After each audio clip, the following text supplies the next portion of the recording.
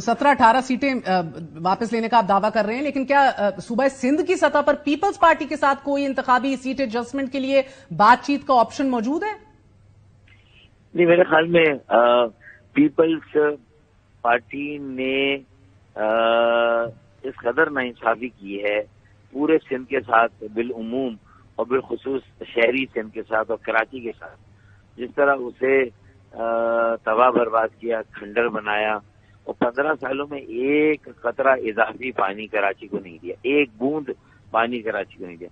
न निकासी आपका कोई निजाम बना, ना कचरा उठाने को कोई निजाम। सर्कुलर ट्रेन का मंसूबा भी अब तक रद्दी की टोकरी में।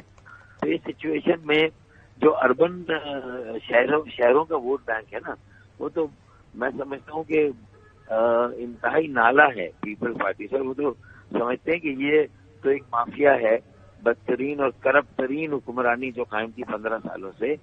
इससे तो कोई ऐसी जो है वो सियासी तहरीक चले और सिंध के जो दही इलाकों के अवाम मासूम जो शहीद जुल्फकार अली और शहीद बेनजीर भुट्टो के नाम पर वोट डालते हैं इन करप्ट और वडेरों जागीरदारों को, तो उन्हें भी कोई मुतबादिल क़यादत मिले। उसके लिए जो बाकी हम ख्याल जमाती DDA की, JUI की, उनके साथ बातचीत चल रही है और उनके साथ सीट एडजस्टमेंट जो है उसका इम्कान है। इंटरेस्टिंग, दिलचस्प बात है ये। मगर डॉक्टर साहब, पीपल्स पार्टी हमेशा मखलूत हुकूमती बनाती है, ideal situation. Is that option still on the table? देखिए, हल्का बंदियों में जो कुछ बल्दिया में किया, पीपल्स पार्टी ने खुद माना कि यहाँ 50 सीटें कम हो गई थी। इलेक्शन के फौरन बाद उन्होंने 50 सीटें बढ़ा दी। गोया कि खुद एतराफ किया कि हाँ, हमने दानिस्ता नादानिस्ता एक बहुत बड़ी गलती की, कराची को 50 बल्दियाती नशिस्तों से महरूम रखा। अच्छा, किसी तरीके से जिस तरह उनकी अक्सरियत नहीं थी, जो हल्के उन्होंने बनाए अपने, कि 15,000 20,000 जो उनका हल्का है और 80-90 हजार के हमारे हल्के हैं। जो हम तो हमारी 4 सीटें, हमारी 1 सीट निकलती तो उनकी 4 निकलती। तो उन्होंने तो वैसे ही मैच शुरू होने से पहले 500 रन एक टीम को दे दिए ना। पीपल्स पार्टी ने अपनी टीम को 500 रन दे दिए। अच्छा। अभी मैच शुरू ही नहीं हुआ तो उसके बाद तो मुकाबला बराबरी का हुआ ही है और कराची अलग महरूम रहता है। ये सारी बातों के बाद मैं समझता हूँ कि वो हुकूमत बनाए ना बनाए, लेकिन 3 मौके ऐसे आए थे जब जाम सादिक की हुकूमत बनी थी जो पीपल्स पार्टी मुखालिफ थे, फिर उसके बाद लहरी की हुकूमत बनी थी जो पीपल्स पार्टी मुखालिफ थे, और फिर गुलाम अली मोहम्मद बहर और गुलाम अरबाब रहीम की हुकूमत बनी थी जो पीपल्स पार्टी मुखालिफ है। तो मेरे ख्याल में ऐसा नहीं है।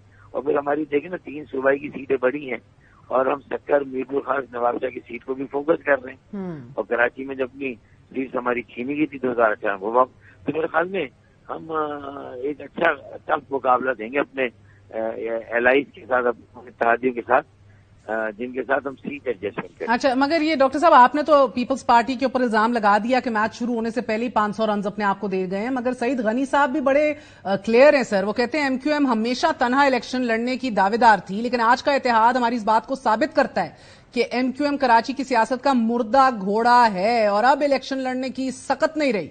MQM को इस वक्त मरई गैर मरई इमदाद की तलाश है, लेकिन इस किस्म की कोई इमदाद अब MQM को सहारा नहीं दे सकती। नहीं, देखिए, महर ऐसा है कि MQM इस बार भी अकेले ही लड़ेगी, अपने कुव्वत बाजू पे ही लड़ेगी, लेकिन उसका अपना वोट बैंक अंदरून सिंध में बिखरा हुआ है, लेकिन एक अच्छा खासा वोट बैंक है जो किसी भी इत्तेहादी को जिसके साथ सीट एडजस्टमेंट हो से काम आ सकता है। हम एक निशान पे नहीं लड़ रहे इलेक्शन, हम पतंग पर ही लड़ेंगे, ठीक है ना। तो ये कहीं भी इत्तेहाद की बात नहीं, यहाँ सीट एडजस्टमेंट की बात चल रही है।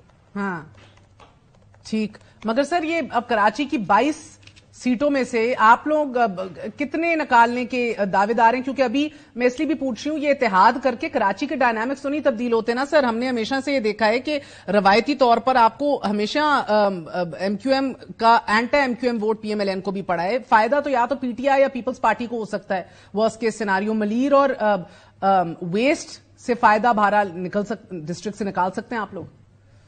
देखिए, जब 2018 के इलेक्शन हो रहे थे ना, तो उस वक्त वो RPS का एक सिस्टम था और जो जिस तरह वो इलेक्शन हुआ और MQM की सीटें छीनी गई, کسی اور کو دی گئی، لیکن ایک جواز بھی بنایا گیا تھا کہ لوگ تنگ آ گئے اسٹیٹس کو سے، اور ایم کیو ایم جو ہے وہ اس طرح ڈیلیور نہیں کر رہی جیسے پہلے کرتی تھی، تو چلے ایک جواز بھی بن گیا اور ایک بظاہر کراچی کا منظرنامہ بدل گیا نا۔ اچھا، اسی طریقے سے سندھ کا منظرنامہ بھی 15 سالوں سے ایک جگہ کھڑا ہے، لگتا ہے کہ وہ فلم چل رہی ہے لیکن اسٹل ہو گئی ہے، تو لوگ بھی بیزار ہیں رورل سندھ میں بھی اور اربن سندھ میں بھی۔ تو اس لیے میں سمجھتا ہوں کہ آپ تسلی رکھیں، اس مرتبہ رورل سندھ سے بھی لوگ چاہتے ہیں کہ ان کا منظرنامہ بھی بدلے تاکہ ان کی تقدیر بھی بدلے اور انہیں بھی زندہ رہنے کا حق ملے، اور انہیں اور جو شہری سندھ کو آپس میں لڑایا جاتا ہے اور اصل فائدہ بیچ میں لوٹ مار کے ذریعے، بدعنوانی کے ذریعے یہ وڈیرے جاگیردار پیپلز پارٹی کے یہ سب لوٹ مار کر لے جاتے ہیں اپنی اپنی جیبوں اپنے گھروں میں، تو یہ سلسلہ ختم ہو تو یہ کہانی تو لوگوں کو سمجھ آ رہی ہے۔ اگر مناسب اچھے امیدوار کھڑے کر دیے جی ڈی اے نے ایم کیو ایم کی سپورٹ سے اور جے یو آئی نے، تو میں آپ کو لکھ کے دیتا ہوں کہ سندھ کا منظرنامہ بھی بدلے گا اس بار انشاءاللہ۔ اچھا سر، اب یہ اس بات پہ منحصر ہے کہ پیپلز پارٹی کتنی اپنی مقبولیت قائم رکھتی ہے انٹیریئر سندھ میں بھی، لیکن بحیثیت پی ڈی ایم کا حصہ ایم کیو ایم پاکستان کے کون سے مسائل حل ہوئے؟ لاپتہ کارکنان کے آپ کے مطالبے تھے، سیاسی دفاتر کھولنے کی اجازتیں مانگ رہے تھے آپ لوگ؟ دیکھیے، سیاسی دفاتر تو ہم کھول رہے ہیں، الیکشن کے دفاتر اور دھڑا دھڑ کھول رہے ہیں، اور اس میں ہم اجازت لینے کے نہیں، الیکشن کا موڈ ہے، اور ہمیں پہلے خدشہ ہوتا تھا کہ ہمارے جو آفس کھل رہے ہیں بند کر دی جائیں گے، لیکن اب نہیں بند کیے جا رہے، تو چلیں ایک غلط کام تھا وہ درست ہو گیا۔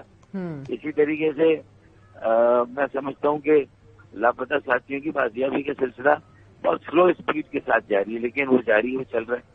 لیکن اصل مسئلہ یہ تھا نا کہ مردم شماری میں پہلی مرتبہ یہ اعتراف کیا محکمہ شماریات نے کہ کراچی پاکستان کا وہ شہر ہے کہ جہاں سب سے زیادہ تیز رفتاری سے آبادی میں اضافہ ہو رہا ہے، ورنہ تو اس سے پہلے کی مردم شماری میں جیکوباد، لاڑکانہ اور کشمور کی آبادی میں اضافہ ہوتا تھا۔ تو یہ تو چلنا خدا کر کے یہاں تک تو بات آئی، اور کچھ آبادی تو بازیاب ہوئی ہماری۔ ٹھیک